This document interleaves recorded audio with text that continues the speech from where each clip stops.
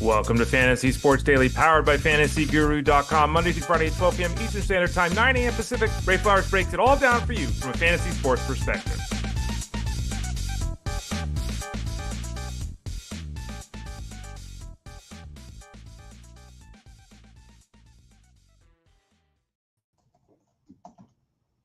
Welcome to Fantasy Sports Daily. I'm your host, Ray Flowers. Hope you're doing well on this Friday. I'm just typing out tweets to go out because we got everything working. You're getting a behind-the-scenes look again. Maybe I should just leave it like this. I don't, again, know why the program does this. It's the only program that I use that zooms out. You can see the light switch on the wall. You can see the garbage can down in the bottom corner there. I don't think Jose Altuve is going to spit a seed into it. Maybe he will. Let's not give him the option. How about we just take it away? Okay, there it goes. I'm Ray Flowers of FantasyGuru.com. Thanks for joining me today on the show. Monday through Friday here on the Elite Sports Network. We have Fantasy Sports Daily. I host the show on Monday, on Tuesday, on Thursday, and Friday. On Wednesdays, I'm with Jeff Mans. Jeff's on the Series 6M Fantasy Sports Radio channel. He's on Monday through Friday at 3 o'clock Eastern Standard Time. So I'm here 4 days a week. I'm with him on Wednesdays. Again, we might have an announcement on that coming up here. So stay tuned for that announcement here on the show as well. Justin hosts here on Wednesdays while I'm over there doing my thing. You can follow me on Twitter X, on Instagram, on Threads, on Blue Sky, and all these places at the Ray Flowers. You can obviously ask me questions in Discord over at FantasyGuru.com. Lots of great questions coming in lately. Obviously, the baseball stuff is heating up as all the keeper questions have come in the last week or so. Having some good discussions over there with you folks, so appreciate that. Obviously, this is the time of year that you might feel like it's time to go, and if it's time to go for you in the fantasy space, we've got you covered. Head over to FantasyGuru.com, click that subscribe tab in the top right corner of the page, and have at it. Just go for it. Sign up for the seasonal baseball product. Sign up for the seasonal baseball product and the wagering product. Sign up for the seasonal baseball product, the wagering baseball product, or the DFS baseball product. Sign up for all three of them. Yeah, you can do it now. As you see there on the screen, tons of rankings available, kind of the heart of the draft guide. The rankings are updated on a daily basis or as needed. We have mixed league rankings, AL rankings, NL rankings. Auction values for mixed leagues, auction values for AL league only leagues, and auction values for NL only leagues. We've got on-base percentage rankings. We've got points league rankings. We've got rookie rankings. We've got category rankings. We've got power grades. We've got solds rankings.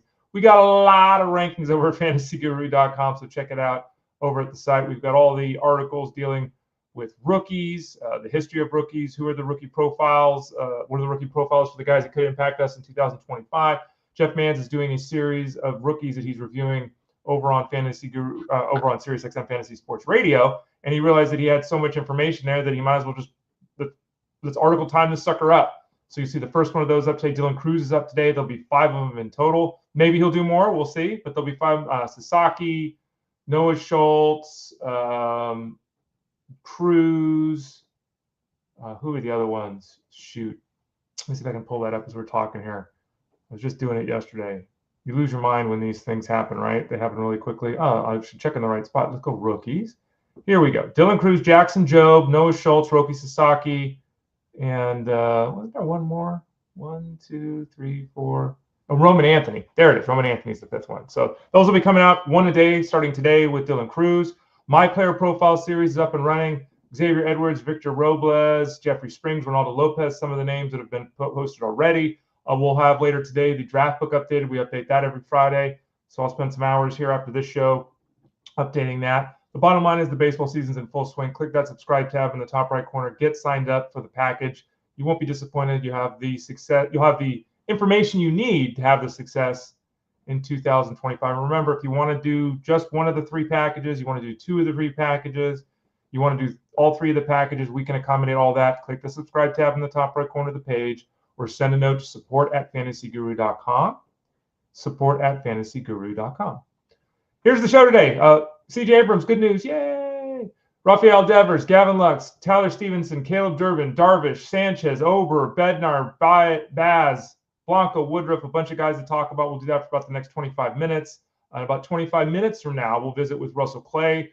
Earlier this week on Tuesday, we visited with Armando Marsal and talked all the quarterback movement. Yesterday on the show with Tyler Beaker, we talked all the wide receiver movement. Today, we'll talk the running back movement in this offseason with Russell Clay. We'll even talk a couple tight ends, Engram and Ertz, if we have time.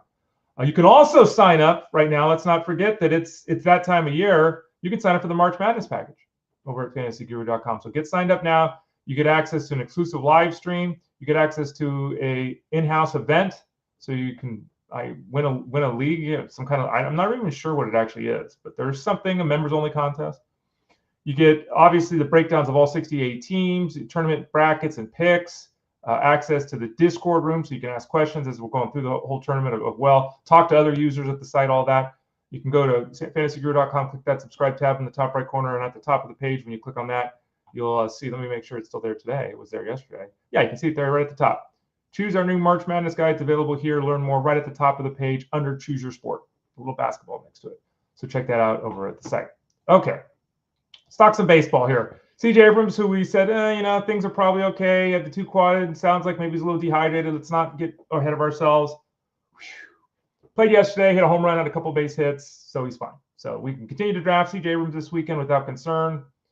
So have at it. Don't worry about it. Take him as you will. The issues with his legs were just minor. Speaking of that, I've had a lot of people. Actually, I've had multiple people here the last day or two, and we talked about it at the start of the show yesterday, requesting more audio work from me, which is always nice to hear. People want to hear me talk more.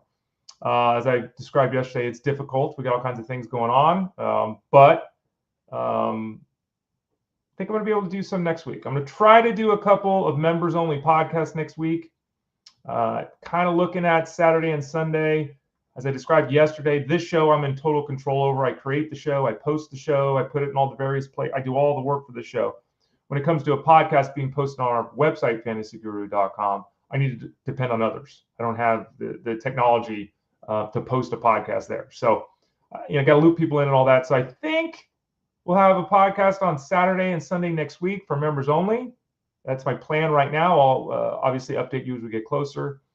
Not promising that, but I think that. The problem with doing that is it kind of takes away from the writing. It's all about time management, right? And I'm really good at time management. There's just a lot going on. There's things going on behind the scenes. We try to prep in season. I've been training new employees. There's a lot going on behind the scenes. We have a lot of cool things going to happen in 2025 at fantasyguru.com. So stay tuned for all the updates here on the show. Rafael Devers, who we've talked about forever. Do we finally have a resolution there? We might. Rafael Devers, Alex Bregman, Devers. What are we going to do here? Oh, man, I just realized I left my water in the other room. Oh, well, hopefully I won't choke to death. Shoot. Left my water in there. Can't walk away now.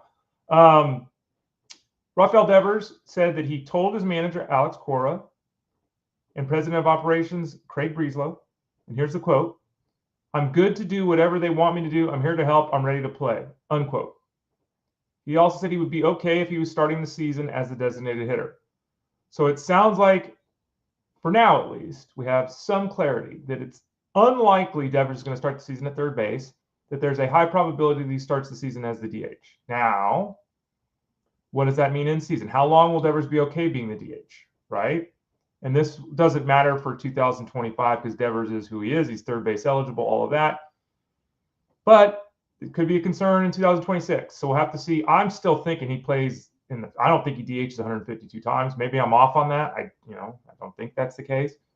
This news also pushes back the timeline for Alex Bregman to pick up second base eligibility. Was that the greatest smokescreen of all time? All the talk here about, Alex Bregman and second base eligibility. Is that even going to happen? I don't know. So what we do know then is at the start of the season, if Devers is at DH, which seems possible at this point, if Bregman's at third base, which seems possible at this point, we then got David Hamilton, Vaughn Grissom, and Christian Campbell vying for the second base gig. We all know I'm a Vaughn Grissom fan. Obviously, everyone's a Christian Campbell fan. And then, David Hamilton's a speedy guy that can do some things. So that's one of the bigger position battles that we're still following here that we really don't have much clarity on at all. Who's going to play second base for the Red Sox? Will continue to follow that. All right. Excuse me. I need my water. Speaking of battles for playing time and position and all this kind of stuff, the Reds made the move for Gavin Lux, and they fully anticipate him playing every day against right-handed pitching. Will he play against lefties or not? I don't know.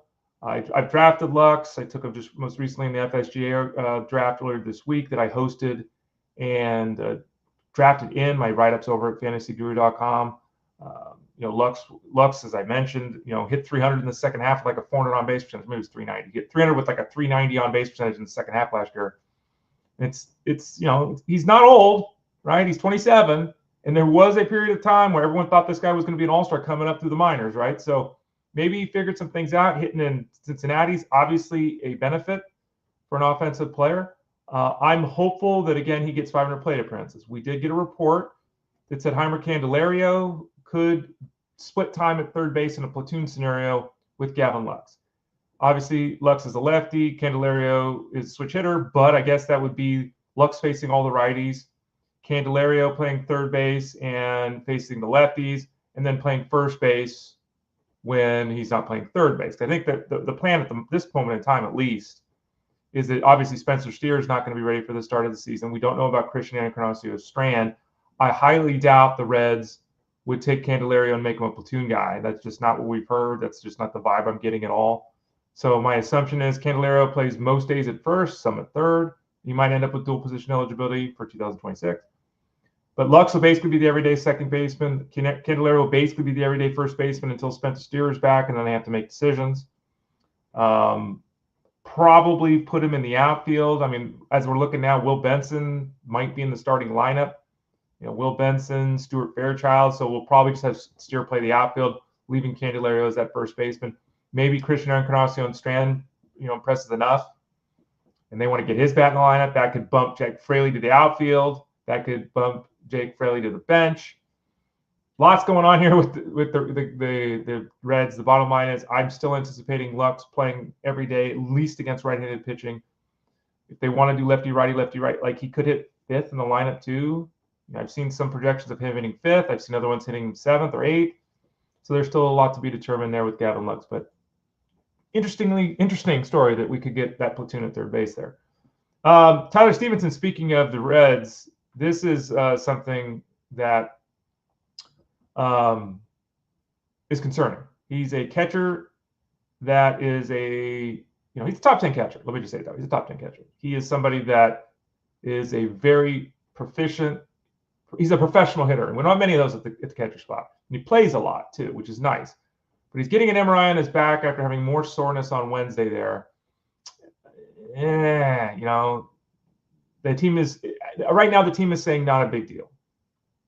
You know how I feel about back injuries. You should know how everyone should feel about back injuries with catchers. Like, that's scary. We just talked about the logjam. It's not like Stephenson's got the opportunity here to DH, 87 times this year. That's just not the way the lineup looks at. He DH 9 times last year, caught 127. So if his back is wonky, Jose Trevino is the backup, so they have a veteran backup there for the team, but he's obviously not a fantasy play. So Stephenson is somebody to watch closely here the next couple of days, because if you're heading into a draft this weekend, as I see people are, John G's going in, Anthony M is going into the first draft this weekend. Tyler Stephenson, hopefully we'll get an update today and we can adjust the rankings at fantasyguru.com. As of now, I'm not moving him because I did the same thing with Francisco Alvarez, who we did move down a little bit. The catcher spot is just spotty. And, Stephenson misses, 3 or 4 extra games in April. Who cares? I mean, that's just, if this is something that's going to be an issue, that's significant. So, if you're looking at the catcher rankings and you're saying to yourself, well, I really like Tyler Stephenson, but Gabriel Moreno's sitting there, I'm just going to take him because he's healthy. Like, as an example, no problem with that. In fact, that might be the smart way to play it right now, actually. I'll make a note of that. Probably we'll switch those two after the show, pending the information we get today. Okay. Caleb Durbin is somebody that I've seen drafted a lot of excitement about. Why? Because he's a young guy and he can run. And when you're a young guy that can run, everyone's interested. Durbin had a walk. He scored a run. He drove a run in. He actually stole a couple of bases yesterday for the Brewers. Now, the third base job for the Brewers, it's Oliver Dunn, and it's like, not exciting. People are, I think, really hoping that Durbin sees time at third base, that he becomes a super sub and kind of used all over the place, makes the Brewers and runs a lot. That's possible. Same time, he's got four steals this spring. Same time, he's 5 for 31 as a hitter. He's batting 160. Not exactly impressing with the bat. I think Durbin's got a pretty bright future. The Brewers, for the most part, do like to run, so he kind of fits their MO there. he's worth drafting in the reserve rounds and deeper mixed leagues. That's fine. But I'm not sold that his bat has done enough this spring that he's going to break camp with the team and be in the starting lineup for sure. So some caution with Caleb Durbin. Again, you're taking your shot late on Roman Anthony, or you're taking your shot late on Jordan Lawler, or what, there are rookies, Bubba Chandler. You're taking your shots on these guys. Durbin is absolutely in that zone of a guy that you could take, but his lack of overt success with the bat in spring causes me a little bit of pause. I just wanted to mention because we hadn't talked. I don't think we've talked about him much here on the show at all. Go to fantasyguru.com, click that subscribe tab to see all the rankings. I know. Let's talk about some pitchers here. A lot of pitchers today before we visit with Russell Clay in about 15 minutes to talk some football. Angela said, I drafted Tyler Stephenson back in, and again, I think he's a catcher one. So I don't have a problem with that at all. Let's just hope that he stays healthy. Let's just hope that's the case. Check this out. John G says, Anthony, I have a Guru subscription, so I'm ahead of the game, but not as prepped as usual. Anthony's also got a subscription there. So hopefully both of you are prepped and good to go. If you have any questions, you can obviously ask them here, but Discord at fantasyguru.com. Happy to help everybody. Same channel. Same channel mentioned Chandler Simpson. What same channel? I don't know what we're talking about here, Angelo. Chandler Simpson. Who mentioned? I don't think we mentioned Chandler Simpson here. I don't know. I mean, the Tampa Bay guy we're talking about? The outfielder of the Rays? Bubba Chandler, who's I was talking about, their pitcher for the Pirates. Bubba Chandler was the guy I was talking about, as not the outfielder of the Rays. Darvish pitched on Thursday, gave up a couple hits over 4 innings, looked pretty good. And he's really interesting because there is no excitement of Darvish. His moment in the sun is past. It's, we all know that. But, he's still throwing all his pitches. He's throwing 94 miles an hour yesterday. You look at Darvish's numbers last season, and they were still usable. 3.3 ERA, a 107 WHIP, pretty good numbers. Now he only made 16 starts, but still, right? The real concern I think people have is, you look at his strikeout rate. It was 31% in 2019. It was 31% in 2020. Then it was 29, 26, 25. And last year it was league average of 24%. So the K rate has come down. He's offset some of that loss by continuing to throw strikes, which is something he's done basically since 2018. He's done a lot of strikes, doesn't walk a lot of guys. He's still somebody that at a worst case scenario, Darvish is going to be a streaming option. Darvish is going to be one of those guys you pick up off the waiver wire after someone drops him. Like, he's in the mix, and even in shallower mixed leagues, depending on those matchups. Can't count on him for big innings, but yeah. Darvish, just throw it out there. Still usable. Kind of like Justin Verlander, right? A veteran guy that, if they're in a nice groove, you feel comfortable with them going 5 innings, the deal there. Now, Cristopher Sanchez is on the other end of his career. He's obviously much younger, and he's come into camp. He's got some more muscle, but the exciting thing is he's throwing harder. It's all anyone can talk about. Now, how accurate guns are in spring training versus regular season is an open-ended question. How important is velocity? Of course it matters, but when you throw more velocity, you often end up with injury increase rates. You often lose some sink on your ball, which is his bread and butter, right? Now, I'm not saying it's a bad thing for anyone to gain velocity, but we've talked about this. There's limits.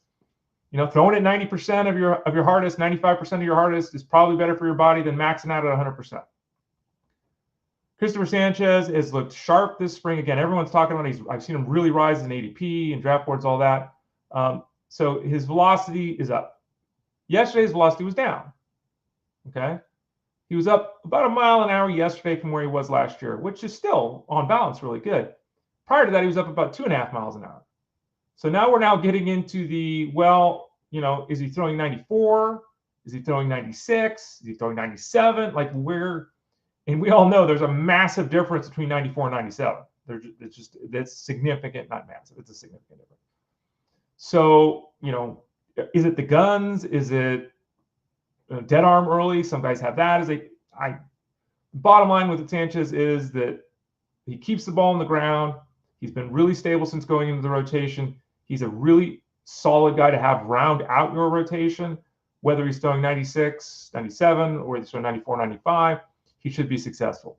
I'm not as bullish as some have been on him. Let's see what his ADP has climbed to in March.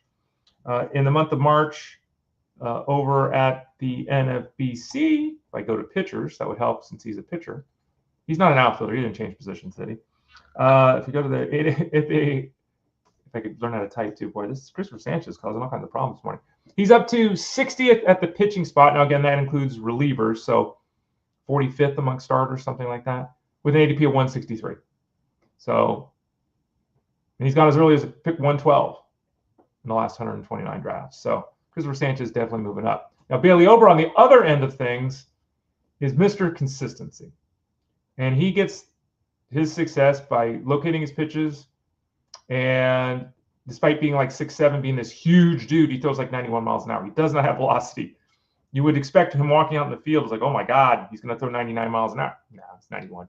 Now, his velocity was down yesterday. He was at about 92 miles an hour last season. He's at about 90 yesterday. Last year, he threw a slider at about 86. Yesterday, he threw it at about 83. That's not great. Now, you know, one thing going 94 to 97, it's a whole other thing going from 92 to 90, right? Like, it's 90 miles an hour is anymore. That just doesn't, that's low, right? So we really want Ober to be sitting at 92 versus 90. Again, am I overly concerned at the moment? No. Am I going to watch his next outing? Yeah, I'm going to watch his next outing because, you know, that he doesn't have, Ober doesn't have the ability to lose 2 miles an hour and maintain his level of success, in my opinion. Especially because he can be home run prone. Like I don't want less velocity for that. So we'll watch that. Not panicking with Ober by any means. He's been really stable and very productive the last couple of seasons, but just pointing it out. And again, another thing, I said it with kind of glossed over it. We're at that time of year where people do have that dead arm thing. They show up to camp, they're throwing, everything's good.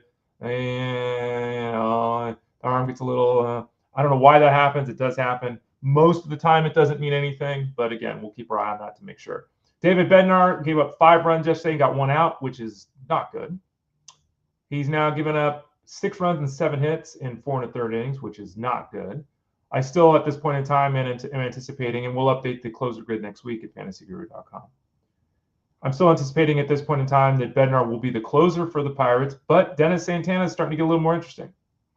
Because as we talk about forever, or have talked about forever, you can't close if you can't get outs. It's just, you can't let a closer struggle. It just doesn't work. You can't lose games. It's one thing to lose the game in the 7th inning. It's demoralizing if it's the 9th inning. So Bednar's got to get going here. Obviously, he wasn't as good last year as the year previously, as anticipated. Struggled way more at times last season than was anticipated. And not a great start in spring this year. So Dennis Santana starting to move up the draft boards a little bit, getting a little bit more interested in taking a shot there. Colin Holderman's also floating around, but David Bednar is going to be the guy, barring a continuation of this the next couple of weeks. Then we'll see how successful he is. Shane Baz, who I'm a big fan of. Shane Baz, who I've drafted on multiple teams. Shane Baz, who I've told you to draft on multiple teams. Gave up 4 runs yesterday in 4 innings. Who cares? It's 1 outing, no big deal. But, and it's 9 1/3 innings this spring. I mean, come on. It's barely a game. It's not good. 4 strikeouts and 5 walks. That's not good. And, you know, coming into the season, there was a little bit of trepidation I had about Shane Baz making the Rays rotation. But really, at the end of the day, it's like, look, his prospect pedigree, his strong finish in the second half that I wrote about over at fantasyguru.com, the further distance from the Tommy John surgery, like, he's going to make this rotation. Well, now it's like McClanahan, Pepio, Bradley, Baz, Rasmussen, Littell. They could go 6-man. They could go 5-man and leave Littell, Rasmussen, or Baz out. They could go 5-man and say, look, Shane, you know, the other 2 guys, Littell and Rasmussen, a little bit more stable, a little more veteran-y, work on something. Baz could lose his spot in the rotation. Again, I'm still reluctant to go hog in on that, but I have to pull back a little bit on my expectations for Shane Baz right now because of the concern there. I would still draft Shane Baz. I'm going to update the rankings today. I'll drop him like 2 or 3 spots. It's not going to be anything significant, but the elevated risk of him not starting the season in the rotation is present. And I was having a discussion in Discord this morning too. Don't freak out with players, depending on who it is, of course. Don't freak out on players who you anticipated breaking camp with the team who don't. If Shane Baz isn't in the rotation on day one for the Rays, I will be extremely disappointed. Would I sit here and tell you that the over-under on his starts then this year is 15? No, I would say it's still 23, right? He's gonna make significant starts this year for the Rays. I fully believe that if he's healthy, right? So, we're still playing the long game. If you're in a head-to-head league, it's always different. That's why I don't like head-to-head leagues as much. That's another reason.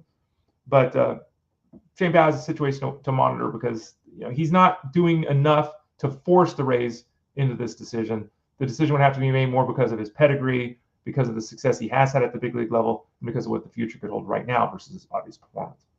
Edward Cabrera left to start because he had a blister. I mean, he threw 12 pitches, got a blister, so he's probably not going to throw for a week, let the blister go down. He has not worked his pitch count up. We're 2 weeks away from the start of the season. Even if he's good to go at the start of the season, what's he throwing, 45 pitches? Like, is he going to start the season on the injured list? Quite possibly. So Edward Cabrera, we all love his arm. We can all dream on his arm, but just another bleh start to the season for Edward Cabrera. Looks like it's incoming. Ronel Blanco had a blow effort yesterday. Gave up 5 runs, gave up 7 hits in his 3 2/3 innings. He's given up 10 runs in 7 innings on 3 starts. As I have written about over at fantasyguru.com with details. Ronel Blanco was a lifesaver last year. He might have been a league winner for some people last year, at least a rotation stabilizer. I would not expect him to have similar success this season, which again I've detailed in a couple articles over at FG. His spring has been rough. Still think he opens the season in the rotation for the Astros, all of that, but he's got to get going here. Remember, breakout mid-career breakout pitchers doesn't happen too often. Not like Blanco's a young guy. So that's a situation to monitor with him. JP Sears continues to be effective. He loses the foul ground in Oakland. He loses the better pitching weather in Oakland for Sacramento. So that's a little bit of a concern. He's homer prone, and I don't think that ever changes with JP Sears, but he gets enough strikeouts to keep batters, at bay, and he doesn't beat himself with the walk. So even though his ERA might be 4.2, he could still have a 1.18 whip, right? So JP Sears, not a draftable guy in most mixed leagues, but an option to stream absolutely in most mixed leagues. Chase Dollander yesterday against the Guardians allowed 2 hits over 4 shutout innings. He's got more than a strikeout inning here in spring. Does have a 1.5 whip. And, again, he's pitching in Colorado, and it's not clear if he's going to start the season in the rotation or not. He'll make significant starts for the Rockies this year. If he was on any other team, virtually any other team, because of that home park, virtually any other team, we'd be way more excited in the fantasy space than we are about Dollander. He might end up being what German Marquez was years ago, which is a guy with a 3.80 ERA, a 1.20, 1.22, 1.25 whip, and a strikeout an inning. He might be that kind of guy. Even early in his career, he's got really tremendous stuff, and his future is very bright. It's just that ballpark doesn't help out a lot, or help out at all, I should say.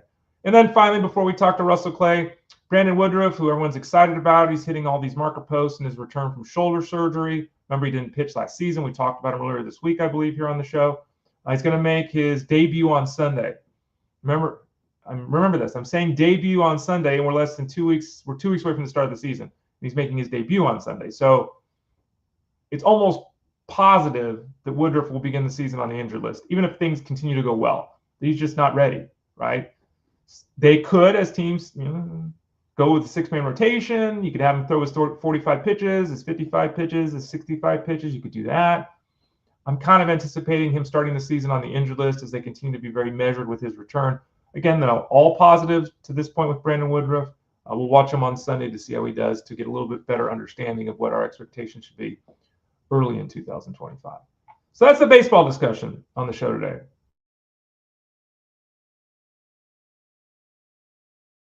And they are, unlike baseball that has their signings take 3 months, 4 months, 5 months for these guys to sign. In football, these guys sign immediately. In fact, they sign before they can even sign, which we always laugh about. They announce all the signings that these teams have made, even though it's illegal for teams to sign until you hit that certain point of the calendar. But regardless, We talked earlier this week on Tuesday with Armando Marcel about quarterbacks. We talked yesterday on Thursday with Tyler Beaker about wide receivers. Today we're going to visit with Russell J. Clay. We're going to talk some running backs with him. So let's welcome in our man who we see every Friday to the show, Russell J. Clay. How you doing, Russ? What's going on, Ray? How you doing? I'm doing all right. Yeah, how about you? Things good out there? You're in Arizona. Is the weather warming up? You getting a little time outside working on your... It's a brisk 60 degrees. We're really suffering here today. Okay. The rest of the country just can't understand how cold it is here. When I hear 60, it's exactly what I think. Yeah. We had a storm yesterday. I was on Sears on Jeff's show, 3:00 Eastern on Sirius XM Elite Sports. It was rain. It was so windy, Russ, that the wind was blowing the rain sideways, right? Yeah. So the rain is blasting off my windows right here and my French doors right here. They could hear it on the headset. Like really? That's how. Yeah, and there were like 30-mile-an-hour winds. The wind with the rain was almost like at a 70-degree angle. Like it was coming in sideways. So is that what they call breaking the third wall? Maybe. Sort of. I don't think so, but maybe. Yeah. I don't know. So no rain right now. It rained earlier this morning, but we're okay. So no one has to worry about anything impeding your wisdom. So let's talk a little bit about some football here. We're going to kind of look at all as I noted, the running back class. Raheem Mostert, just to start it off, because it's a recent signing. He goes to the Raiders. Yeah. Scored 20-plus touchdowns a couple years ago. We all know that. Not the guy. May never be anything really anymore. But the Raiders' backfield's kind of messy, and they're making all these changes. As things sit right now, any hope for even flex usability for Raheem Mostert, or is that just asking too much? No. We just move on. Okay, so shout out to Raheem Mostert. He's already far, far, far outlasted any of our expectations. And anyone who got excited about him when he was on San Francisco, all confirmations, you nailed it.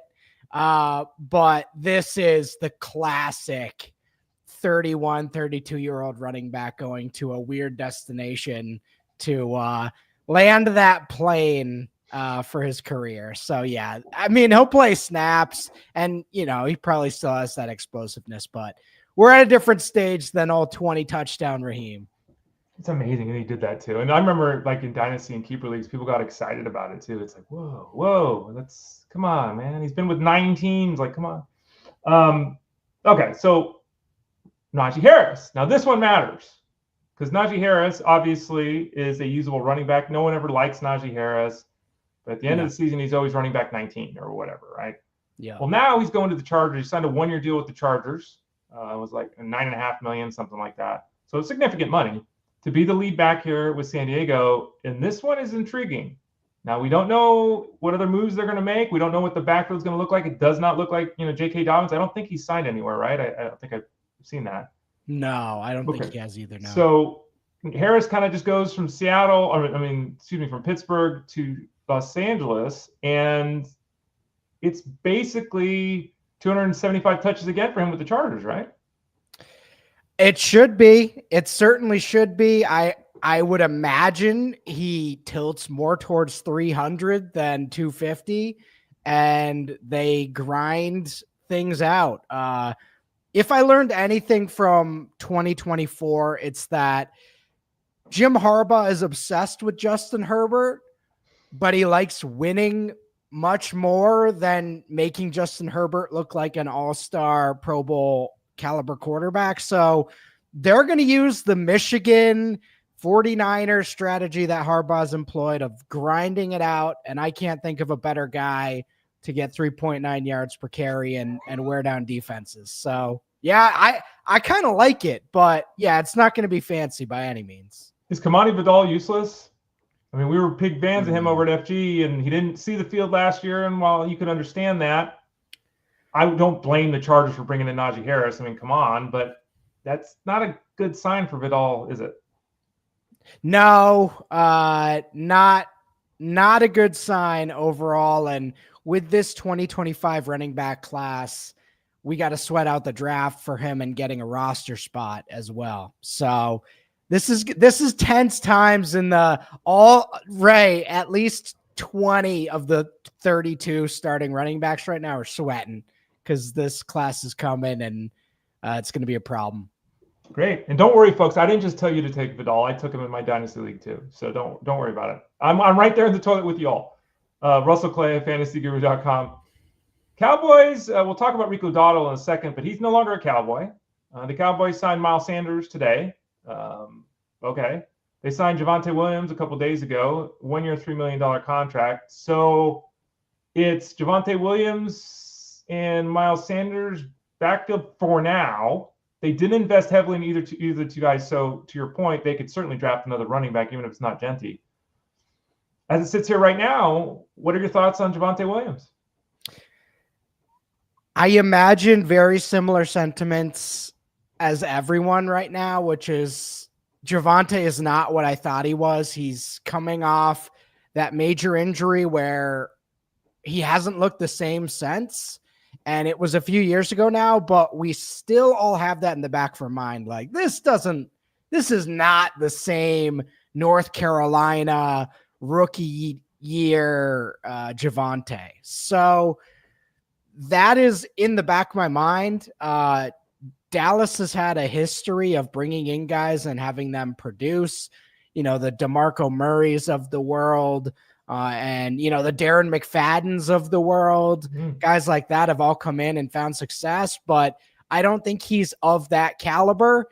And I imagine this is more of a part-time thing than anything else. So I love Javonte. I'm rooting for him. And the problem with Dallas now is that offensive line even a selling point anymore? It's an entirely different roster than the one that Zeke and Dak came into in 2016. Russell Clay, fantasyguru.com. Yeah, absolutely true. And it's also, the truth is that, we in sports, and I think we're seeing a little bit with this Tank Dell, totally different scenario, but like these guys have injuries. Javonte Williams had a knee injury and he just doesn't quite get it all back. And that's normal, right? And we saw it with Nick Chubb last year. A lot of people got excited about Nick Chubb. It's like that dude's leg almost flew off his body. Like I'm shocked he played in the NFL again. I've seen people, you've seen it too in Discord, like they're making trades to add Tank Dell. Tank Dell's 5'10", 165 pounds. Like if he loses any bit of his burst, he's not even in the NFL. And he tore 17 ligaments in his knee. Like, do we too often just say, oh, it's a surgery and he'll be fine and back? Like we don't sometimes take enough account of how dangerous that can be in terms of sapping that elite level skill that sets some of these guys apart. 100%. And as I get older, the better understanding of the mental part of this for these athletes is it's not just the injury. It's, does that guy ever trust his knee again? So with Tank, that was a really serious injury. Same with Javonte, these major injuries, once you go under the knife, it's like, how are you coming back from that? So it does look like he'll be the starter as of today, though. So it's good. What about the situation with the Panthers? They signed former Cowboy Rico Dowdle, who took a long time to take over the backfield last year, but eventually did. Down the stretch, he was, getting 18 touches a week. He was running for 90 yards a week. He was very effective. The Panthers just can't quit paying backup running backs. They did it with Miles Sanders. They did it again with Rico Dowdle. Not that $6.25 million is a lot, but it's a lot for a guy that's looking like a caddy to Chuba Hubbard, who they're planning on giving the ball 20 times a week to. 1 year deal. So this doesn't, in theory, block Jonathan Brooks long-term if he can get over his second knee injury, which is not a guarantee. Man. Yeah. So talk us through the signing of Dowdle. Seems like a good one for the Panthers, but no real fantasy value, right?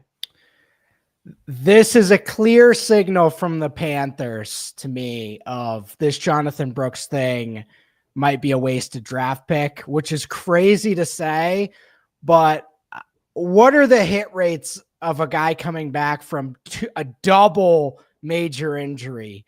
Yeah. I'd feel almost zero. So I'm rooting for Jonathan Brooks. It's a super, super unfortunate situation where he came back maybe a little early, didn't look quite right, and then loses that knee to a major injury again. So this is a clear signal that they're maybe not moving on yet, but their expectations are very low for Jonathan Brooks. And they re-signed Chuba, So I do think they're happy with their starter there, but Dowdle is coming in to be the second guy this year for sure. The good news here is that if you're handcuffing your running backs as you should, you clearly know who the handcuff is to Chuba Hubbard. And in theory, Dowdle brings similar game to the field too, right? So Dowdle is definitely somebody that, and I know not everyone does handcuffing. You should. This seems like a prime situation to do the handcuff because it would be A to B, and again, B is pretty similar to A. I would feel very confident in that handcuff situation. Yes. Russell Clay at fantasyguru.com. The Vikings, Aaron Rodgers still might go to the Vikings. Those rumors are there. He's going full Brett Favre. Whatever Brett Favre did, Aaron Rodgers is trying to do, which is amazing. He's trying to talk the Vikings into signing him for 1 year, whether he starts all season and it's McCarthy half the year. I don't know what the hell. Still don't even know who the quarterback is, so it's very tough to know exactly what's going on the offense, of course. But they did bring back Aaron Jones, signed him to a 2-year, $20 million contract. Jones, an aging player, he's about 30. But still very effective last season, had a big workload. We have heard them say previous to even signing him that if they brought him back, they do a little bit more of a backfield by committee kind of thing this season. So it's early, but what did you see from Aaron Jones last year, and what are your expectations? Like if I ask, what's he going to touch the ball this season? 14 times a week? What would you say?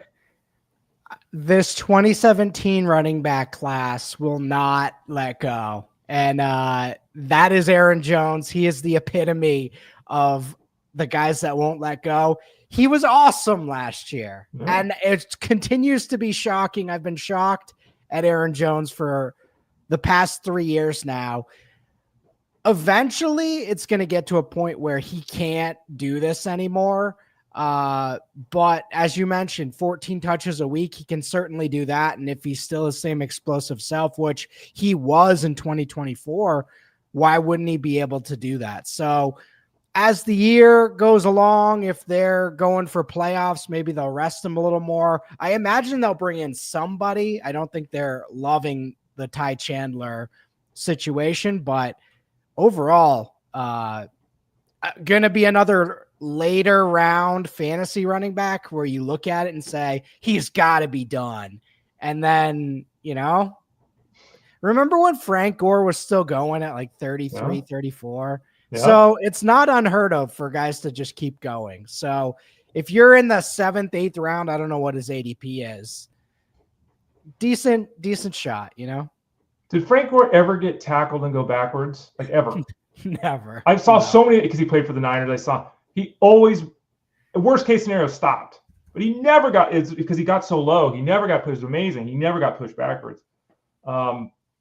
Speaking of the Niners, Elijah Mitchell, formerly of the Niners, is now with the Chiefs.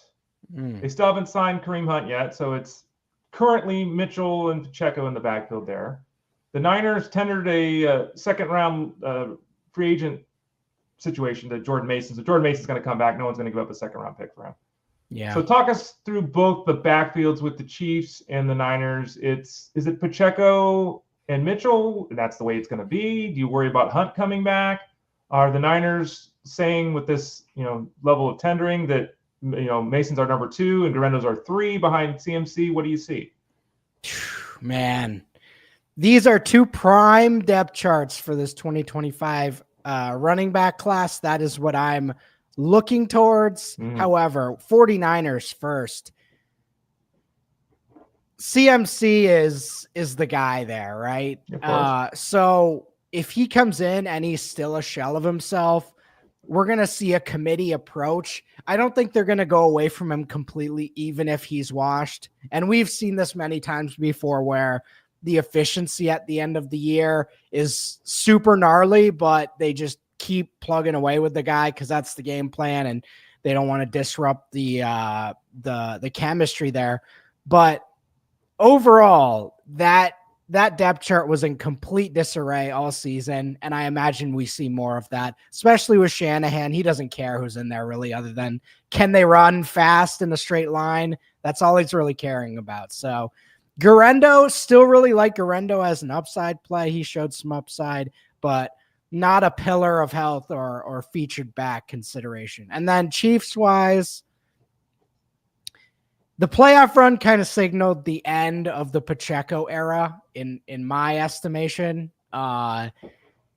He wasn't right, but it was also a hint of we want anybody who knows the playbook and we'll throw it in there. So 7th round pick, they got 1,000-yard season out of him. I imagine they look to somebody in the draft.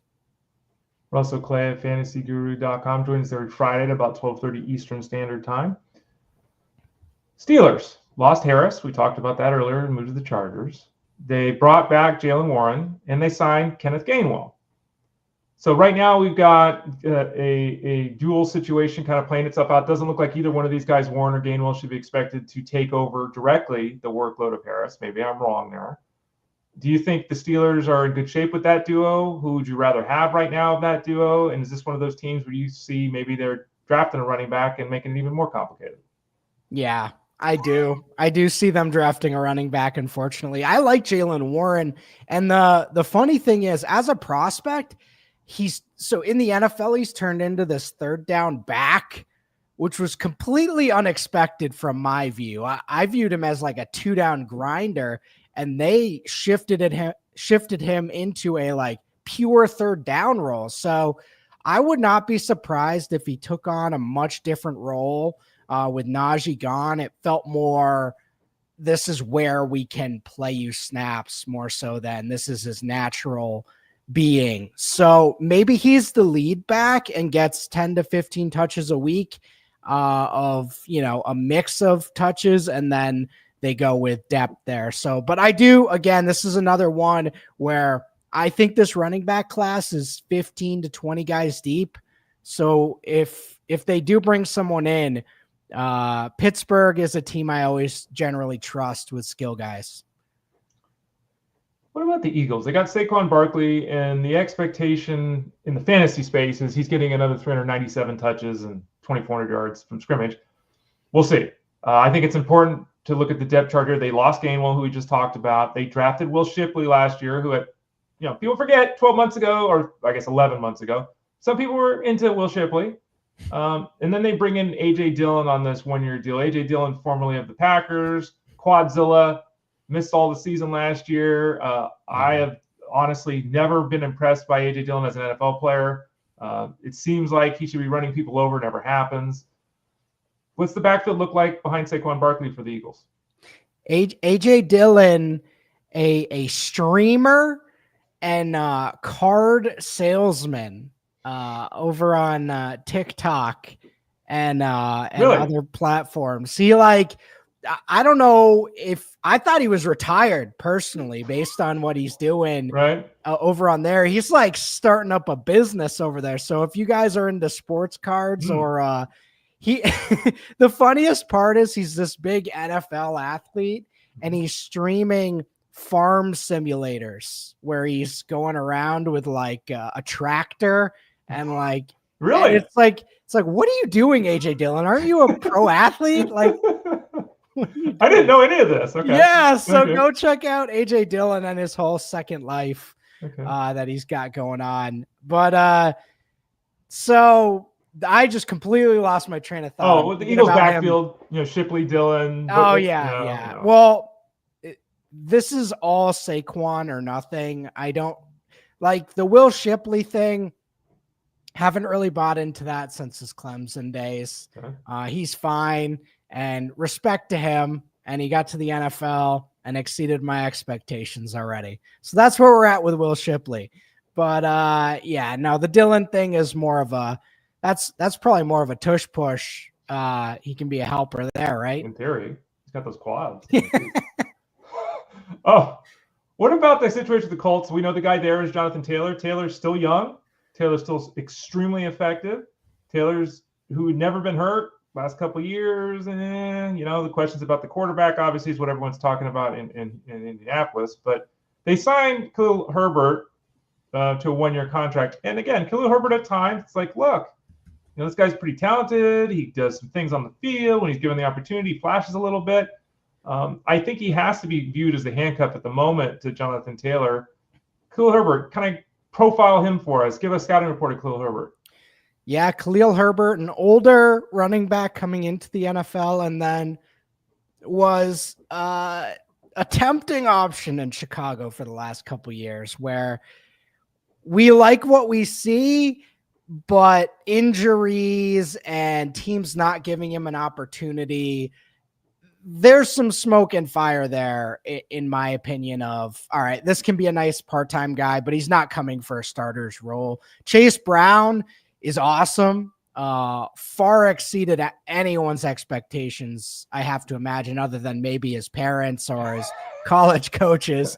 He was excellent last year, run and pass. So I would venture to guess they're going to use him in a featured way next year. Otherwise, I'd be pretty shocked if they move on from him or keep him in a limited role, because he took that featured role in the second half of last year and did not let it up. So handcuff for Herbert.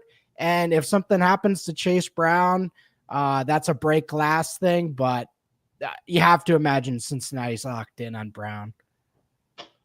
Let's move to the tight end. I want to do tight ends, and there's two guys I wanted to talk to you about, just to be for the sake of completion here, Russ. Zach Ertz re-signs with the Commanders, 1 year, $6.25 million, makes a lot of sense. He's kind of become the Jason Witten of this generation, a guy who plays a long time, a guy who catches and basically gets tackled at this point. Yeah. Any chance he replicates the success he had last season? Because he did produce some pretty good numbers last year. Now that Deebo Samuel's in town, do you have concerns about Ertz being a tight end one this year?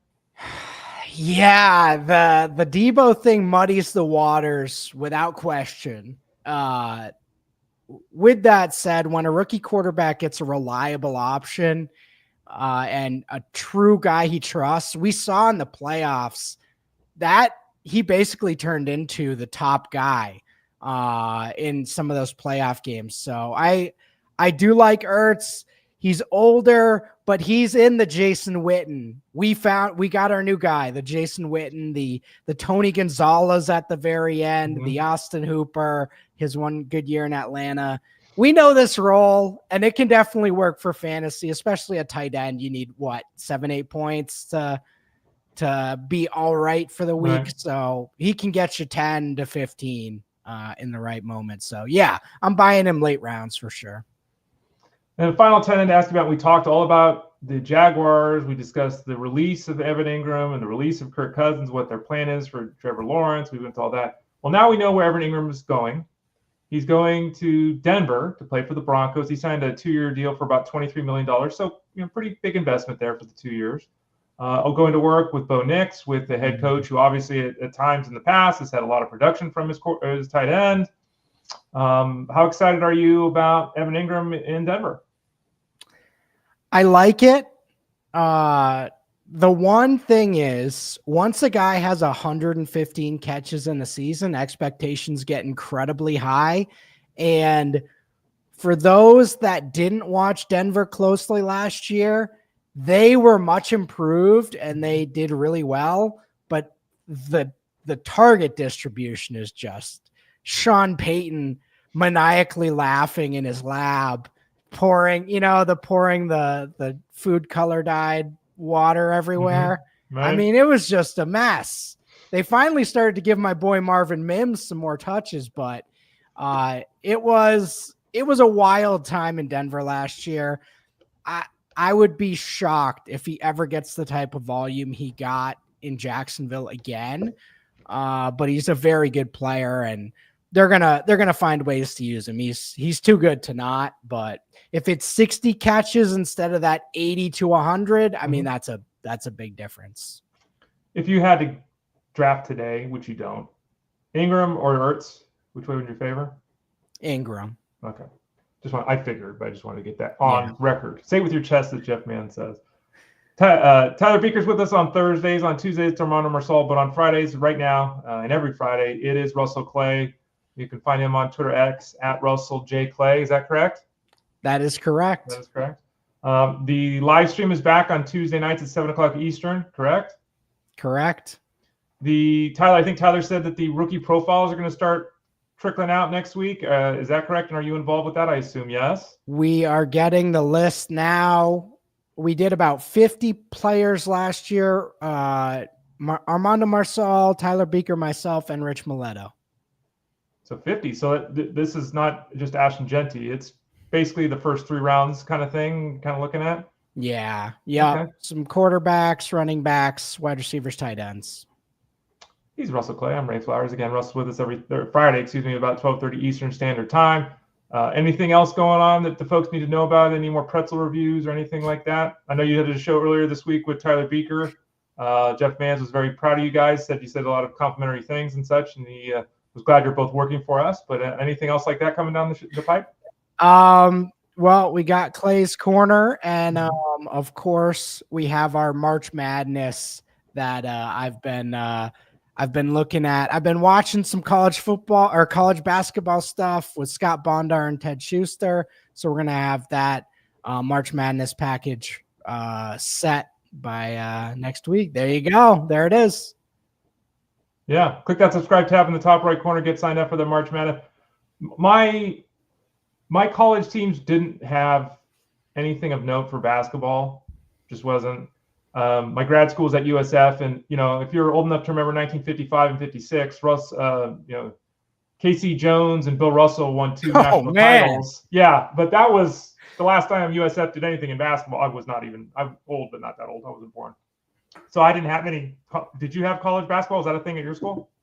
So UMass, growing up, we were an illustrious college for college basketball. We were coming off the John Calipari and Marcus Camby years. We were ranked number 1 in the nation. Right. And we have quickly and swiftly turned into your San Francisco type college where that was the norm for a few years. Right. And we were like, that's going to continue. Right. And and it's 25 years later and we have, I think, one tournament appearance. So a little different nowadays. Yeah. Gonzaga is the one now. It's not USF. Oh, well. Yeah.